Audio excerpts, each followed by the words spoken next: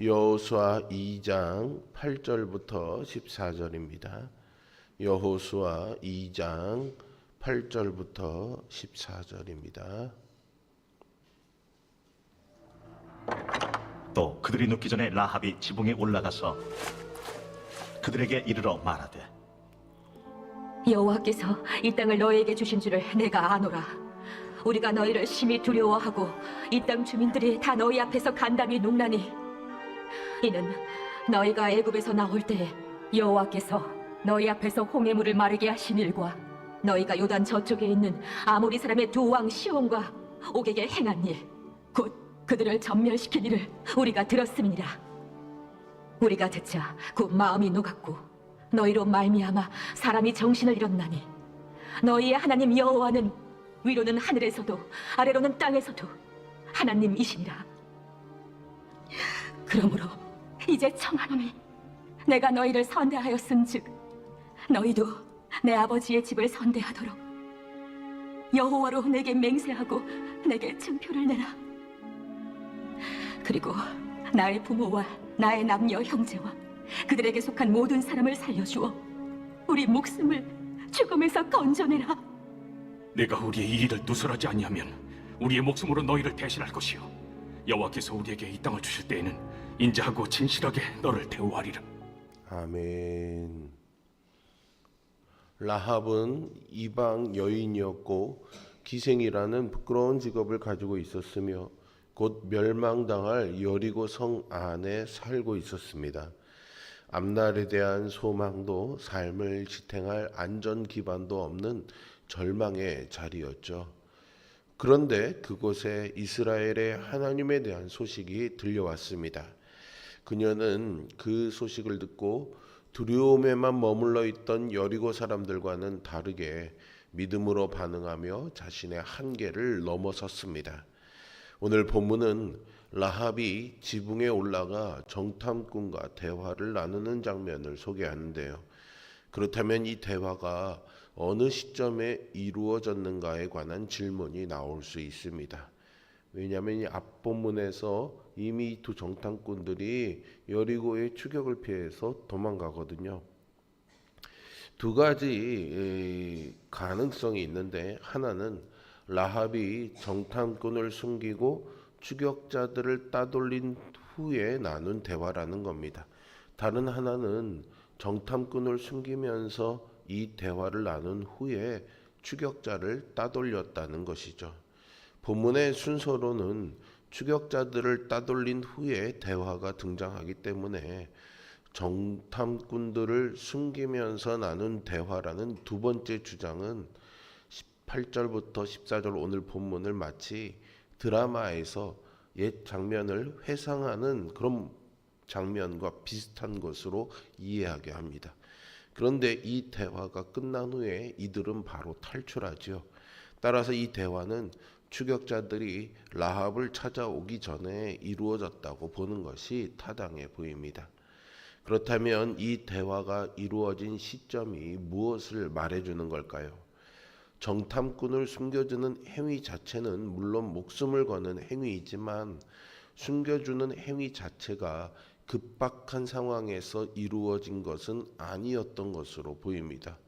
즉 라합은 극도로 위험한 상황을 지난 후에 자신의 행위에 대한 보상을 정탐꾼들에게 요구한 것이 아닙니다.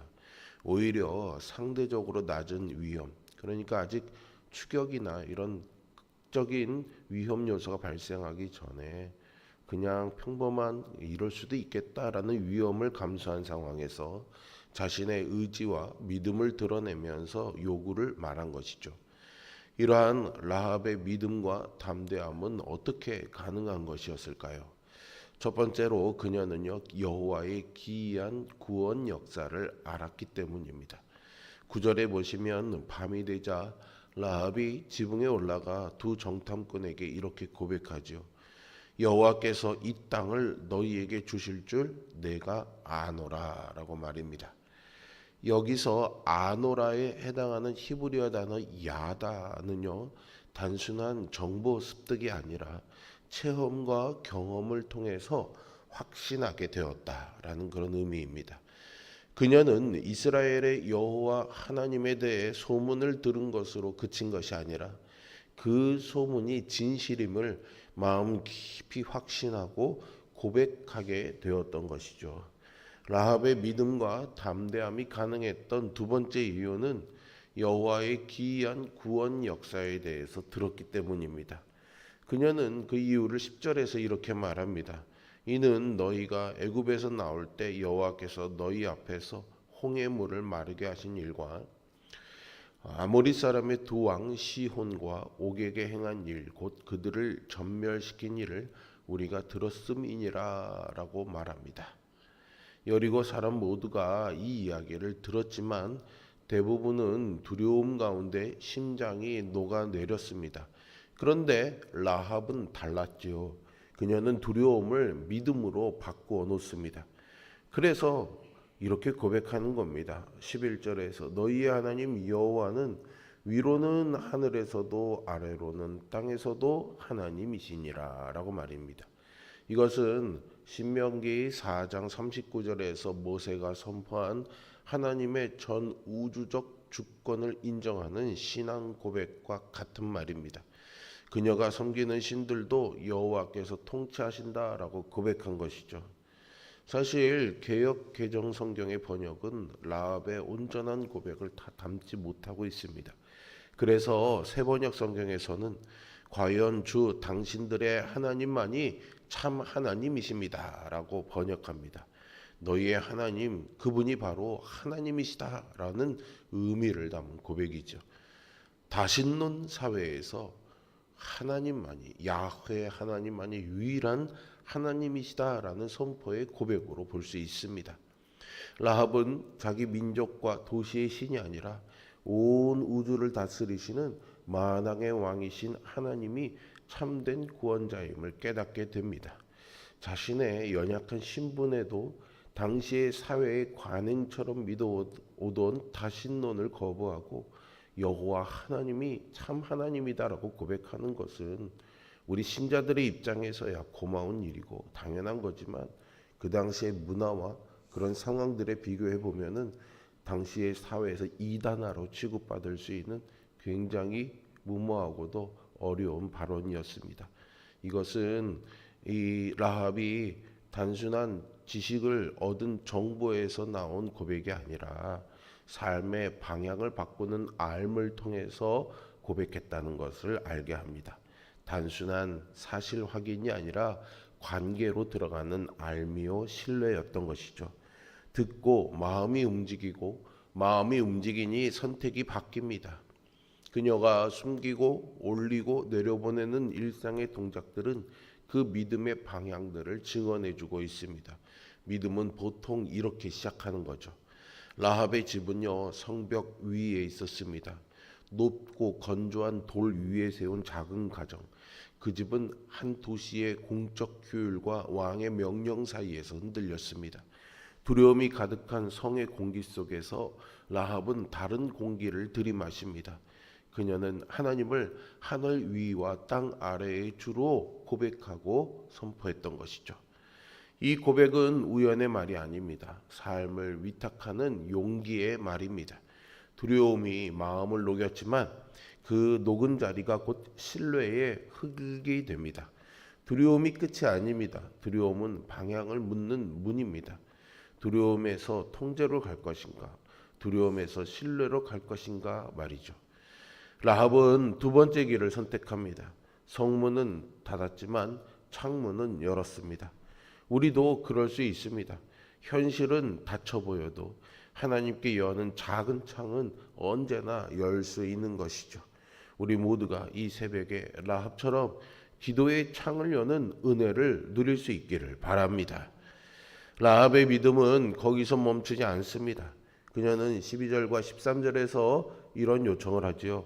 그러므로 이제 청하노니 내가 너희를 선대하였은즉 너희도 내 아버지의 집을 선대하도록 여호와로 내게 맹세하고 내게 증표를 내라. 그리고 나의 부모와 나의 남녀 형제와 그들에게 속한 모든 사람을 살려주어 우리 목숨을 죽음에서 건져내라 라고 말입니다.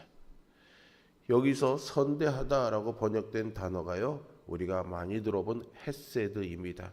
이 헤세드는 언약적인 사랑, 선의, 자비를 뜻합니다. 라합은 언약 관계에 근거한 신실함을 요구한 것이죠. 자신이 정탐꾼들에게 헤세드를 보였으니 이스라엘도 자신들에게 헤세드를 보여달라는 겁니다. 그녀는 자신뿐 아니라 가족 전체의 안전을 요구했습니다. 하나님이 기뻐하시는 믿음은 나 혼자만의 구원에 머무르지 아니하고 내가 속한 가족, 공동체를 하나님의 사랑으로 품는 믿음입니다.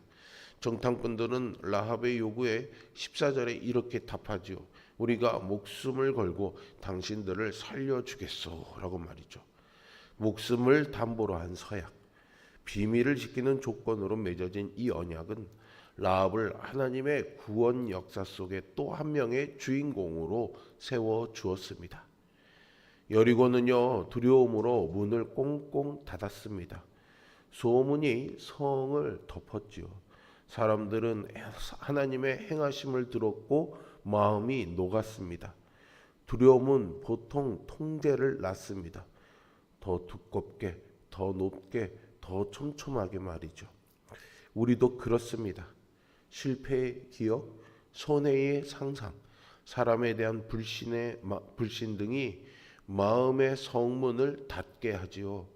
기도보다 계산이 앞서게 되고 환대보다 방어가 앞서게 됩니다. 그런데 한 집의 창이 열려 있었습니다. 바로 라합의 집이었죠. 닫힌 성 안에 열린 창. 하나님은 우리의 닫힘의 한복판에 작은 틈을 여실 것입니다. 그 틈으로 하나님의 위로와 능력과 복음이 들어옵니다. 여러분, 라합은요, 부끄러운 과거와 절망적인 현재를 살고 있었지만 구원자 하나님의 소식을 듣자 그 믿음으로 자신의 한계를 넘어서며 하나님의 구원을 붙잡습니다. 우리는 종종 믿음을 확신의 감정으로 생각합니다.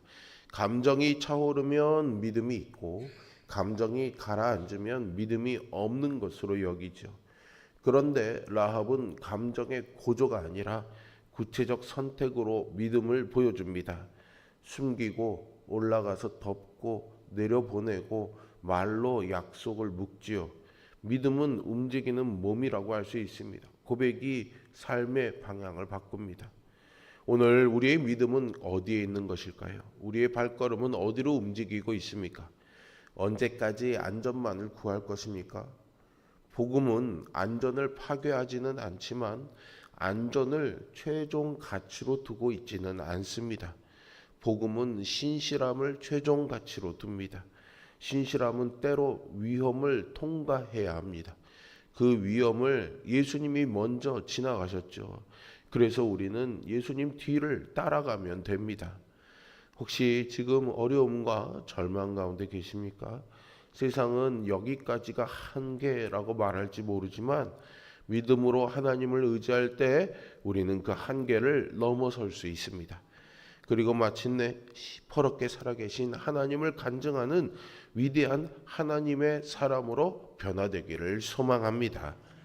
라합처럼 오늘 우리도 상황과 형편이 아니라 믿음으로 반응해서 하나님의 구원 이야기 속에서 쓰임받는 주인공 되시기를 주님의 이름으로 축복합니다. 기도하겠습니다. 선하시고 자비로우신 아버지 하나님, 우리의 삶의 두려움과 또 마음이 다치는 소식과 상황들이 많이 있습니다. 라합이 그 가운데서도 하나님에 대한 이야기를 듣고 그것을 믿음으로 받아들이며 자신의 믿음의 작은 창을 열 때에 하나님의 구원이 이 가정에 임한 것처럼 여리고의 멸망과 함락 속에서도 한 가정을 구원하시고 일으켜 세우신 것처럼 우리의 삶 속에서도 믿음의 창을 열고 기도의 창을 열고 하나님만이 나의 하나님이십니다 라는 고백으로 살아가게 될 때 우리의 삶에도 하나님의 역사와 일하심이 드러나게 될 것을 소망하며 살아가는 하루가 되게 하여 주시옵소서. 신실하신 하나님의 도우심과 능력이 우리의 삶에 있음을 늘 믿으며 세상의 흉흉한 소문과 상황에 휩싸이지 아니하고 믿음에 붙들려 살아가는 우리가 되도록 인도해 주시기를 소망하오며 예수 그리스도의 이름으로 기도합니다. 아멘.